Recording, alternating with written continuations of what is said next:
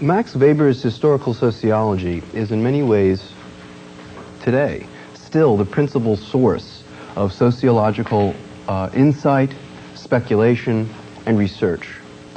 Very much one of the fathers of modern sociology, he drew on a tradition which had been sketched very roughly by figures like Auguste Comte, Marx and Engels, Durkheim, and brought them together in an extremely rich and compelling, historically precise reading of various sociological problems and categories. Today we're going to look at one specific centerpiece of his most important work, a text, two-volume text called Economy and Society. The centerpiece of that text is something called the legitimate domination. In particular, Weber argued that there were three pure forms of legitimate domination. Before we do that, however, I want to stress the ways in which Weber is different from the sociologists that precede him, and insofar as he is different, sets a new agenda for sociology. In many ways, he is a historical materialist, like Marx and Engels were, but only in a very broad sense. Marx and Engels, you'll remember, were very much obsessed with the economy. They thought the economy was the basis of society. Weber took, I would argue, a much broader view of historical materialism. He said the economy and economic action is only one species, one particular form of a larger phenomena, which is the basic medium of all human interaction and exchange. And that medium, of course, is power. So it is power in general that Weber is concerned with, and all of its manifestations, not simply economic, but social, patriarchal, just to say gender power, familial, and the most, perhaps, influential form of power he looks at, one most influential subspecies of that, is, of course, the legitimate forms of domination. Another distinction between himself and previous sociologists and historical materialists was the form of his theory. Remember, Marx and Engels were very affected by Newtonian science. That was their model for social science. So what they tried to offer were laws of development. Weber is far more influenced by the Darwinian revolution. So what he offers, as opposed to the sort of deductive laws one would expect from physics, is rather the taxonomic schemes of categorization that one finds in biology. And these taxonomic schemes allowed Weber to do something we would call cross-historical analysis, which is to say, he would find a positive scheme and then look at it, how that scheme worked out in different historical epochs, within a single culture, and then in different geographic areas. How, for instance, one form of authority, which was essentially the same in, say, China and India in a certain period, took on distinct forms because of, say, geographic factors or economic factors in those societies. Weber also sought, far more so than any other sociologist before or since, a value-neutral analysis of sociology. He was passionately committed to the doctrine that there should be no passion in sociology. He took as a political credo the view that one ought not have a political credo if one is a sociologist, particularly in their work. This fact-value distinction has been philosophically challenged, and I think rightly so, and it has also been challenged as a general pedagogical strategy, but I think very often we take Weber out of his context. What disturbed Weber was, in his own context, which is to say, in German academia around the turn of the century, he feared that all too many sociologists and professors in general were using their lectures to preach a particular political ideology to their students. And he was very much afraid that this was the harbinger of a new sort of brainwashing. And he very much wanted to be clear that any sociological theory should not be designed and expressed so that it can be the handmaid of a particular political party or particular political worldview. Not to say Weber did not have his own political opinions. He did, and they were very profound and pronounced. And he had no reluctance to express them. But he always expressed them distinctly from his sociological discussions. Right? They were two different things, and they could well be related. But if you wanted to make political inferences from your sociology, it was best to do that in a political context and not in an academic context. Okay. So now, to return to that centerpiece of economy and society, the formulation of the three pure types of legitimate domination or authority. And the word in German is Herrschaft, and will become very important in the next lecture. Weber defines domination as, and I quote, the probability that certain specific commands, possibly all commands, will be obeyed by a given group of persons. So it's a purely behavioral criteria, purely observable. Domination is therefore only one particular species of power. And while it might be partially supported by, say, for instance, custom, it is customary, for example, to follow orders and to do what authorities say. It might be supported by personal material interests. If one works for an authority, one has an interest in supporting that authority. It might even be supported by an ideal goal of solidarity, right? To follow authority is fundamentally, in some sense, to bring society together, to become one with one's community. He says all of these things do in fact support authority, but none of them are sufficient to support authority, legitimate domination. Only the belief in the legitimacy of the given form of domination is sufficient to fully support and enable that form of power. Now, domination, or the rule over a considerable number of persons, requires something Weber called a staff, right? A group of persons who are the agents of the ruler. And thus it is really fundamentally a three-place relation between a ruler, a staff, and subjects. Now, the point is that as the type of legitimate domination varies, so with it varies the kind of administrative staff we can expect to find under such domination, the type of obedience that we can expect from the subjects and the staff, and finally, the very mode of exercising such authority. Thus, types of domination for Weber are classified according to their claim to legitimacy. What are the grounds of the legitimation of this sort of authority? And he basically says there are three such grounds, right? Three ways of legitimating any particular authority. The first is rational grounds. These rest on the belief that the enacted rules are legal in some sense, and that those who are elevated to authority have a right to be elevated to that authority under the rules of such legal stipulations. And in fact, they have the legal right to issue commands. And Weber calls this form of domination legal authority.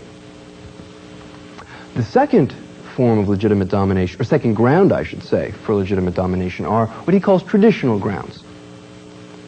And these rest on the belief that that there is a sanctity to immemorial traditions, what we might call the good old ways, and that there is a legitimacy of those who exercise authority under them according to the good old ways.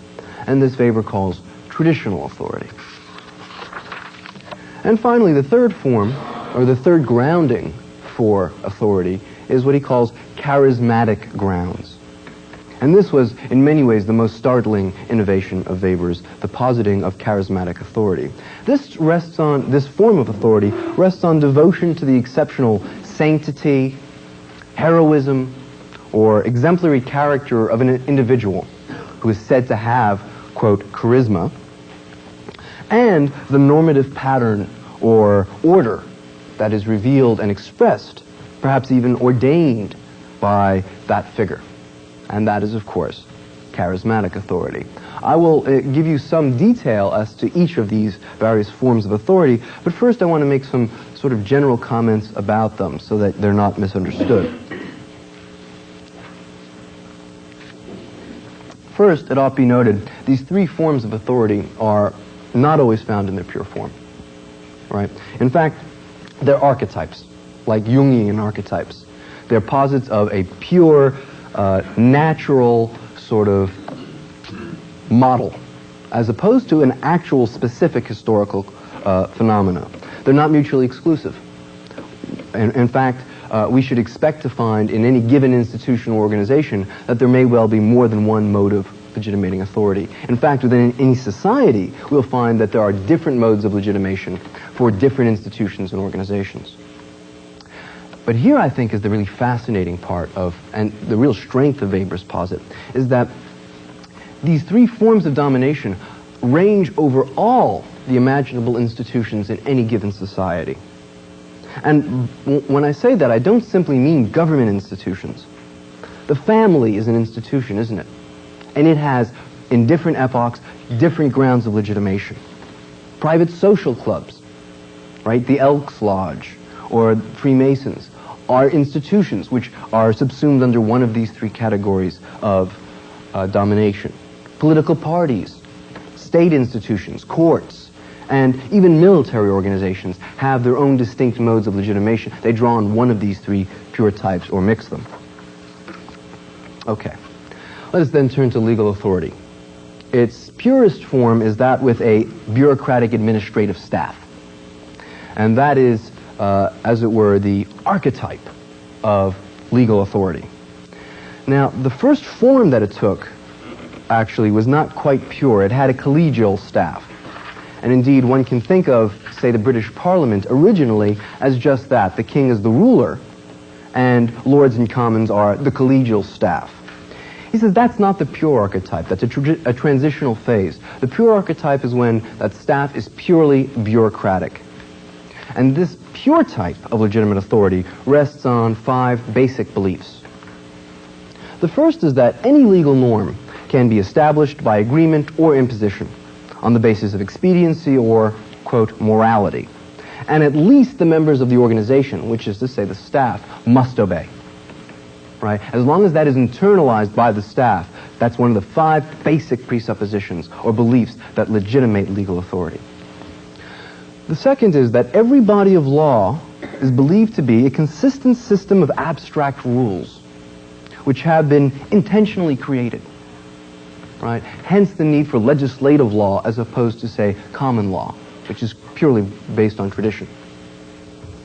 The third belief is that even the officials of the bureaucratic staff and the ruler are subject to the universal legal norms.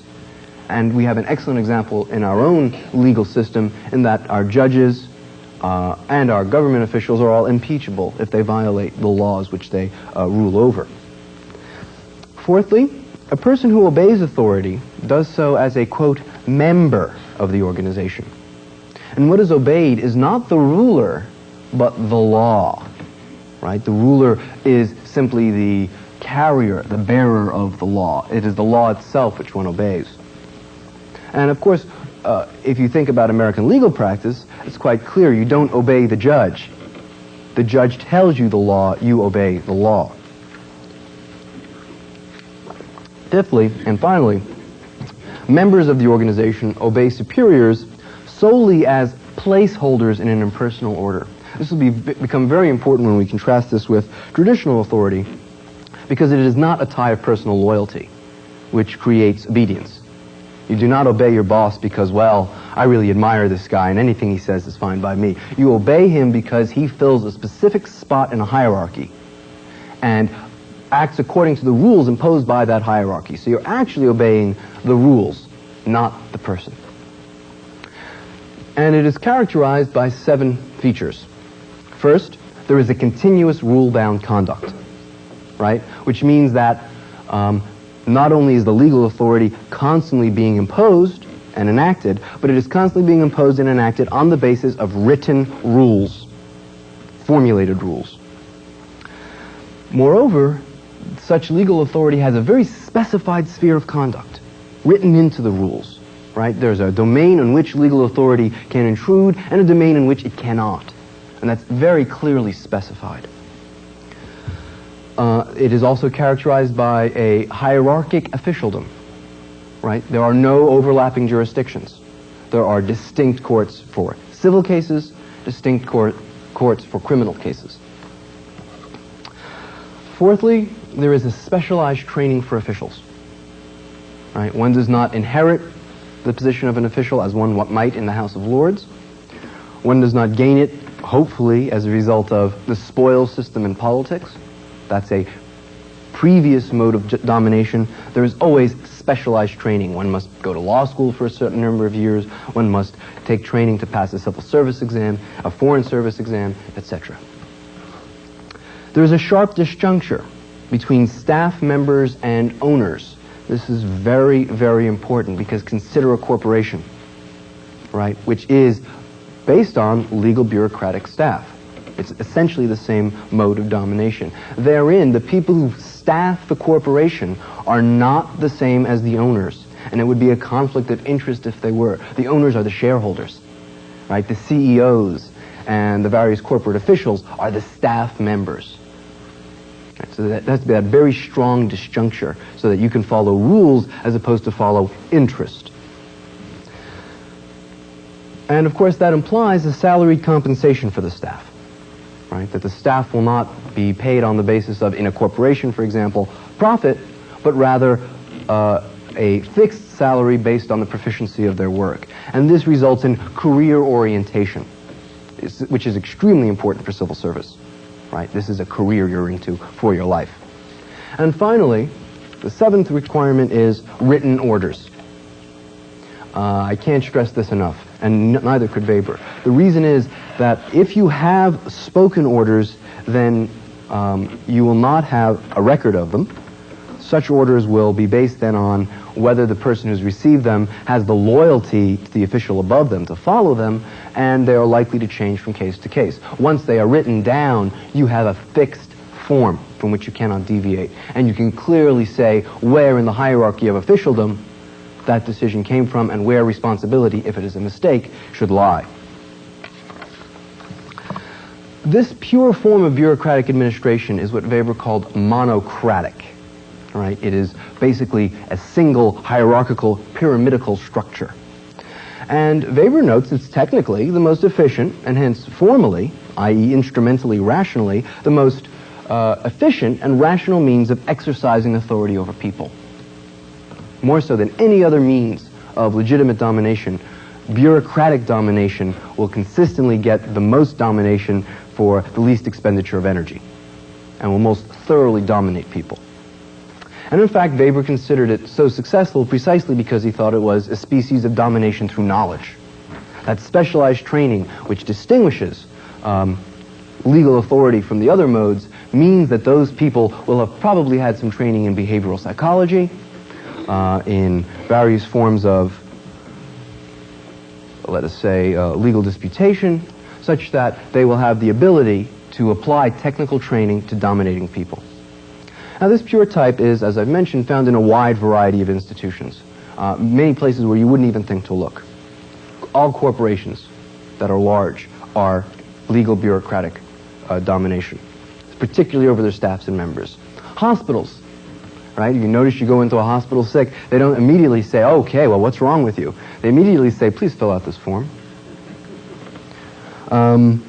Schools, right? Think of all the paperwork that has to be filled out in schools. If you want to transfer a teacher from one public school to another in, say, a large city, you have to go to the head of the bureaucratic officialdom that controls that school system and file the correct papers.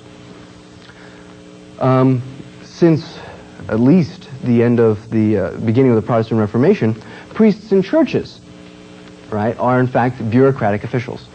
Specifically, ever since the offices of priests were no longer capable of being appropriated by nobles. Once you can no longer buy a benefice for your, poor younger brother who's not that bright, so you want him to become a priest and give him a nice little job. Once you can no longer do that, that becomes a bureaucratic position filled by a hierarchy of bishops and cardinals and various officials who study the papers that they're submitted of applicants for positions and fill them on the basis of whatever rules they have internally regulamented or posited. Political parties are purely bureaucratic, aren't they? They have national chairmen, they have committees with rules, they hire many lawyers to draw up their various structures.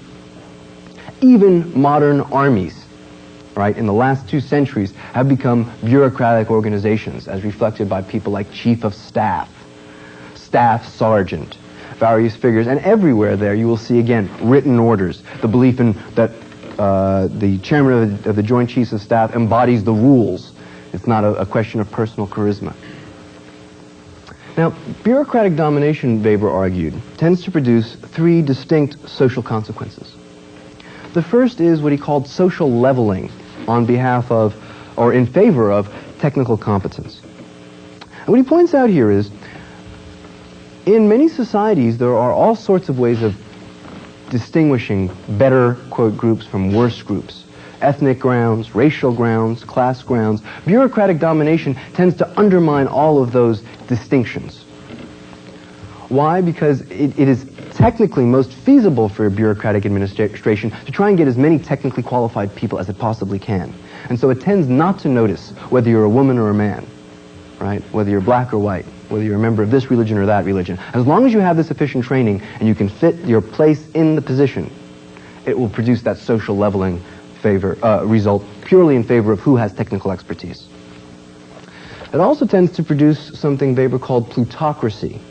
A plutocracy in the interest of extending the period of technical training for bureaucratic officials. Weber noted that by his time, in the early 20th century, there were officials already who had not completed their training till they were 30 years old. And it's already extended beyond that in our own day. And he says the officials themselves have an interest in extending this education as long as possible. I think this is a very prescient insight. He's a college instructor, and he knows it's a lot more fun to go to college and graduate school than it is to actually work for a living.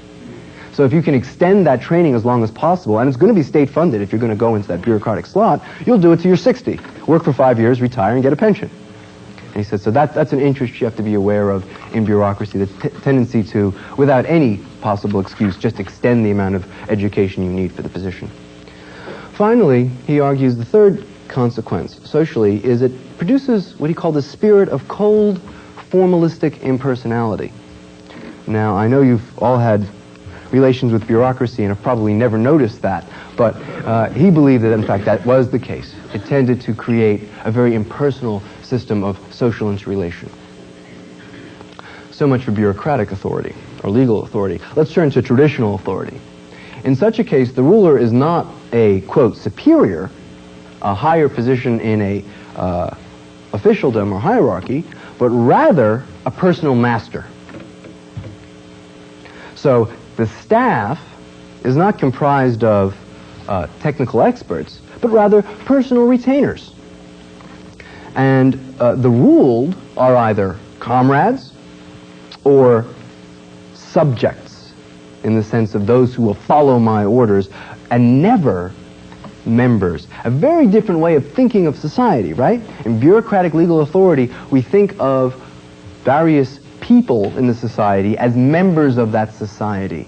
In traditional authority, you think of them as subjects, subject to authority. They're not members. So what binds the staff to the ruler, or to the master, better yet, is personal loyalty. And obedience is not to some set of abstract rules, but rather to a person who holds a position of authority by tradition. Some of the master's actions, in fact, are bound by tradition. And this suggests a real limitation to what the master can do, and a significant limitation. If he ever goes beyond his traditional rights, there is a danger that he will foment something that he called a traditionalist revolution. Right? Consider, for example, the various movies you've seen about the story of Robin Hood. Robin Hood is a traditionalist revolution. Right? He's not arguing for a new system. He's not arguing for we have to create a better society. He's saying you've deviated King John, from the good old ways. You've encroached on traditional rights of Anglo-Saxons, so we're going to go back to the good old ways. That's a traditionalist revolution. Most peasant revolutions are traditionalist revolutions. They don't want to create a new society. They fear that the master is trying to create a new society. They want to go back to what they know and are comfortable with. Clearly, in such a context, the creation of law by legislation is just out of the question, right? The only thing that bears legitimacy are the good old ways. If you want to create a new law in traditional authority, what you have to do is get some scribe to go over the old law books and find a precedent 3,000 years ago. And say, you know, we haven't been following the good old ways for the last 200 years. We have to go back to the right ways. There is no way of creating new laws with any basis besides precedent and tradition.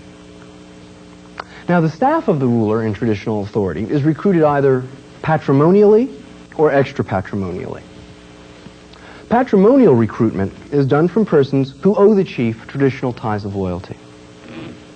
Such persons would include kinsmen, slaves, household officials, retainers, physicians, eunuchs, clients, freedmen.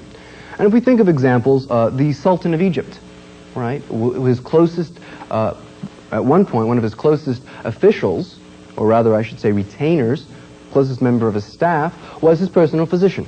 I believe it was Moses Maimonides for some time. You'll find in many of the Roman emperors chose slaves to be their chief counselors, because these are people who owed personal ties of loyalty and could be trusted.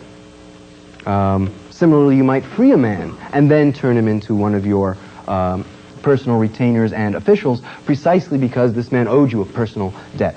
And kinsmen, of course, work very nicely as well. Extra-patrimonial recruitment includes personal favorites. Such personal favorites very often are the cause of traditional revolutions, right? Choosing Buckingham, for instance, for, I think it was King Charles II of England.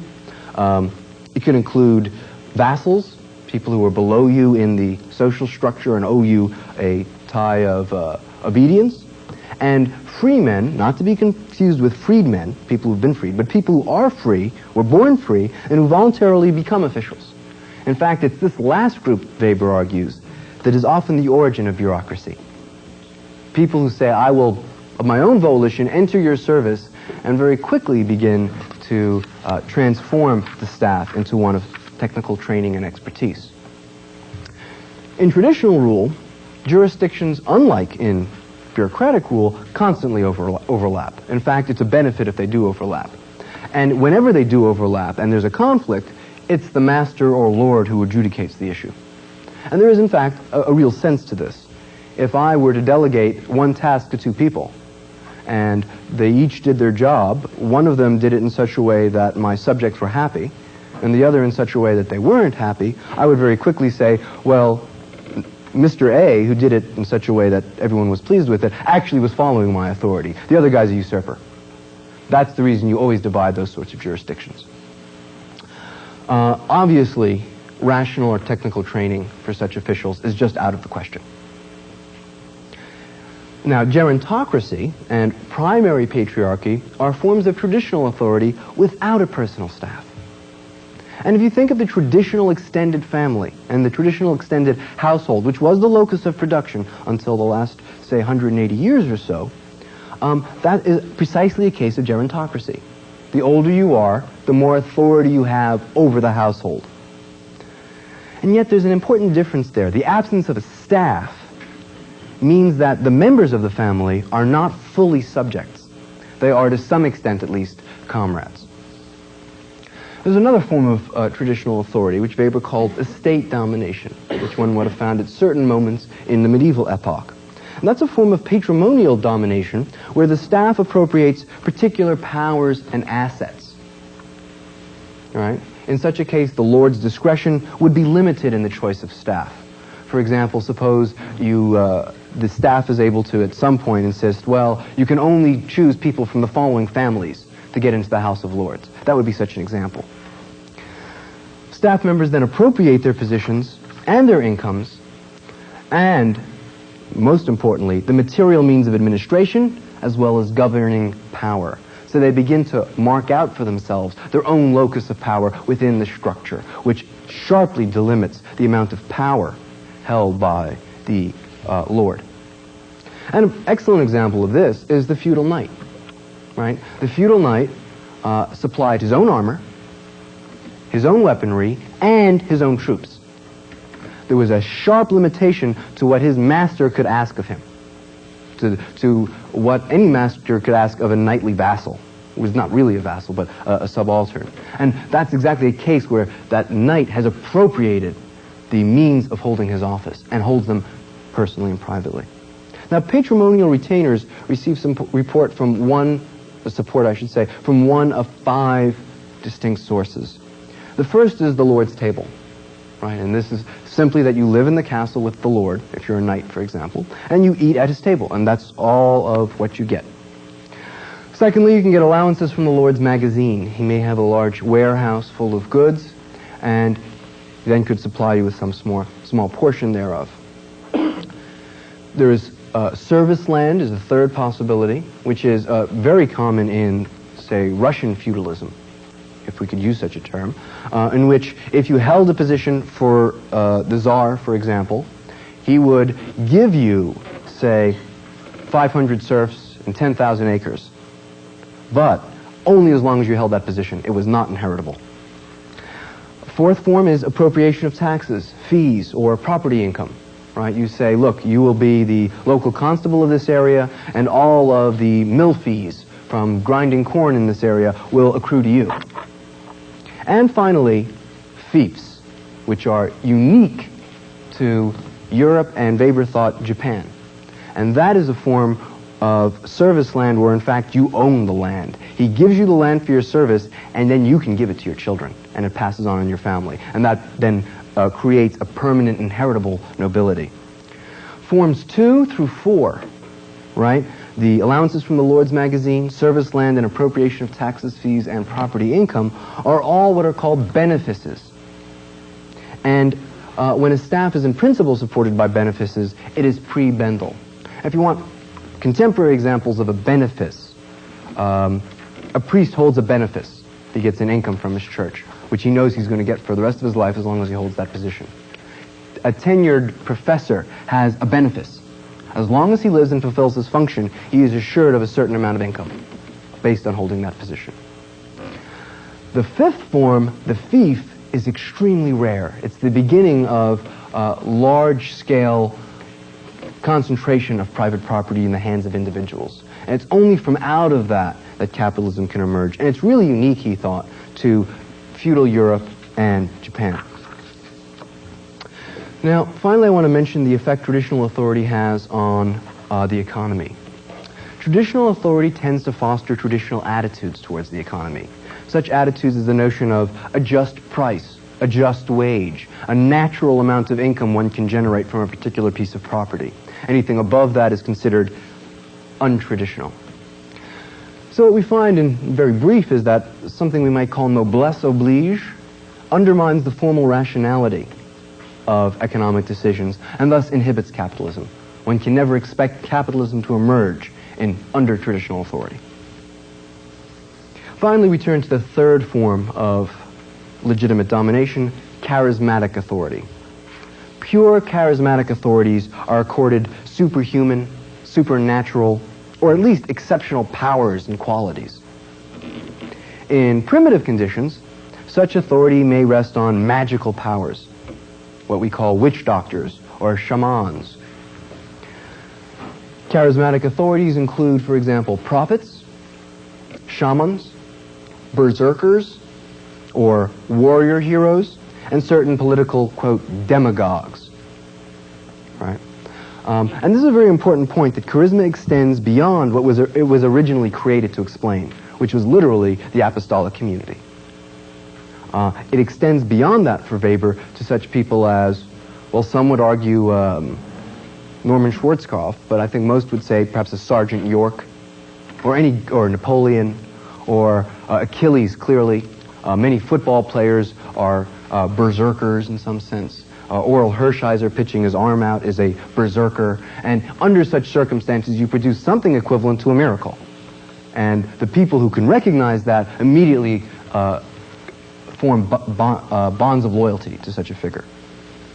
Those subject to charismatic authority are duty-bound to recognize its authenticity, right? When Christ calls you and shows you a miracle, if you realize that it's a miracle, you are duty-bound to say you are the Christ. You have a certain power. And you have to respond, if you recognize that authority, with complete personal devotion to its possessor. If he tells you to go out and walk on water and jump off a mountain, you do it. If he asks you to drink Jim Jones Kool-Aid, you do it. An organized group subject to charismatic authority is called a charismatic community rather than a staff. And the examples are: the prophet has his disciples or his apostles, the warlord his bodyguards, right? That's a sort of charisma. And the leader has his agents, right? Mussolini has his subalterns, Hitler has his Goebbels, and etc., etc. Such figures are not appointed, which is to say the staff figures. They're not promoted, they're not fired, and they have no real career in any tangible sense. Rather, they respond to a call by the leader, right? Peter, come with me, I'll make you a fisher of men. And they do so solely on the basis of their own charismatic qualifications and the recognition that this person has even more charisma than the subaltern. There is no hierarchy in the charismatic community. Everyone within the charismatic community lives in communistic relations with the leader. Right? This is found in the Acts of the Apostles, right, where everybody gives each according to his ability and takes, or each according to his ability gives and takes according to his needs, and no one keeps an accounting. The means of sustenance are supplied either by voluntary gift or begging, which are considered honorable, or if we're warriors, perhaps by booty. That's considered honorable, conquest.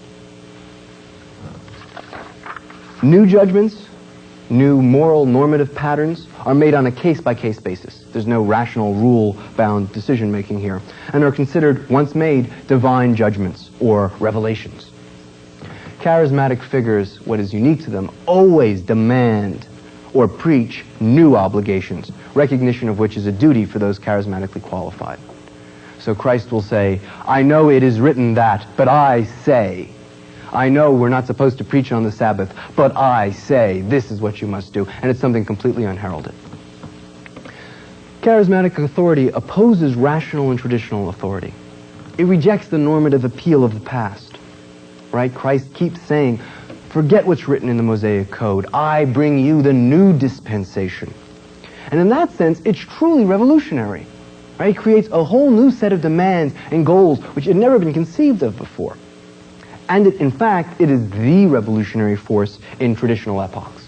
When you have traditional authority and you see a real substantive revolution, it will almost always be by a charismatic leader, by a Luther, a Calvin, a Hus. The only basis for legitimacy that charismatic communities recognize is personal charisma. And that personal charisma is recognized only as long as it continues to produce miracles. Right? And a classic example of this is in warrior charisma.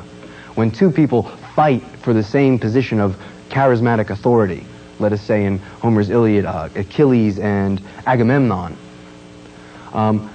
Agamemnon will hold that position that he has traditionally only as long as he can win battles. The moment he starts to lose, they turn to Achilles and say, whatever you want, you've got. You're number one. Right? And you find this in almost any sporting event. You've got the great player on the team, and if he can't get the job done, all of a sudden people don't look at him the same way. And if a new guy emerges and he can get the job done, everyone calls him a, quote, leader, no matter what he's like off the field. It's if you can produce those miracles. Now, charismatic authority also opposes traditional or rational economizing and regular income. Any sort of a job, if you're a charismatic figure, you can't have a job. If you're in a charismatic community, you can't have a job. And the reason is, such regular employment undermines the claim of otherworldliness. Right? So the only legitimate ways, if you're a charismatic figure, of getting money are begging, maybe stealing, that's okay. I mean, that's honorable, actually. But never take a job. Never get a regular source of income, because then you're attached to this world rather than the other world. You're not transcendent. The one drawback to charismatic authority is that it's inherently unstable and becomes either traditionalized, rationalized, or both. This is in part, this rationalization or traditionalization, a result of the followers' either ideal or material interests in the movement after the death of the leader. And here again he's looking specifically at the case of the apostolic community. Christ dies, everyone might as well just go home now, live their lives normally and read the text, but rather they have either an ideal interest in believing that they're chosen or a material interest in getting some power over a new church, in keeping this movement alive somehow after his death. So they have to create a new leader, have to find a new leader structure. Such routinization then devolves on how you choose the new leader. And there's really only 6 different ways that Weber says we find in all of human history of finding a new charismatic leader. 1, you can search for a new leader on the basis of some criteria you'll have. The example he draws is the choice of the new Dalai Lama. Right? Whenever the head of the Lamaist Buddhist sect dies, they go out to find a new Dalai Lama. And I'm not exactly sure what the criterion are, but they apparently have them because they go and visit all these children, and they find one riding a bicycle, and he has just the right look in his eye, and they say, well, that's him.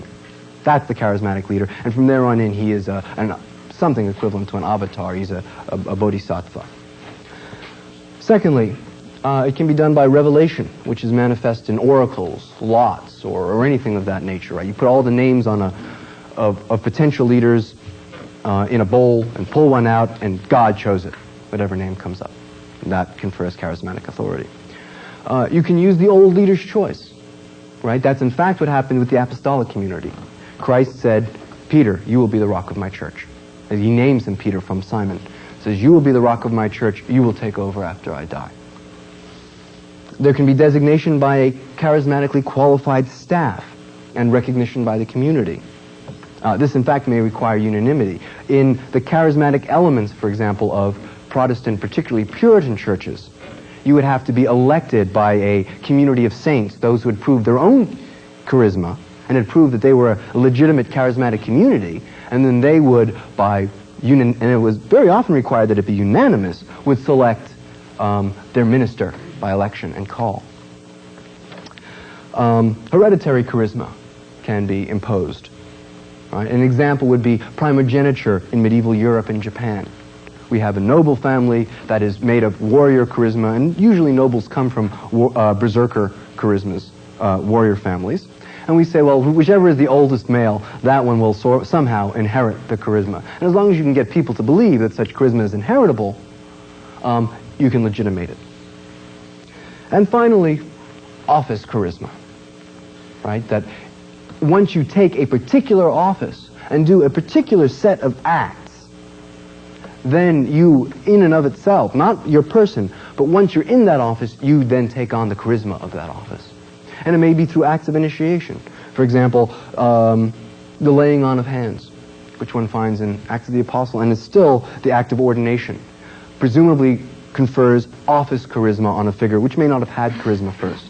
And hence the legitimation of the Catholic doctrine of the medieval period that even a sinful priest can effectively apply the means of salvation in the sacraments, because once he's been ordained and picks up the various sacraments, he is suffused with the charisma of the office. And of course, the best example of this is the Pope.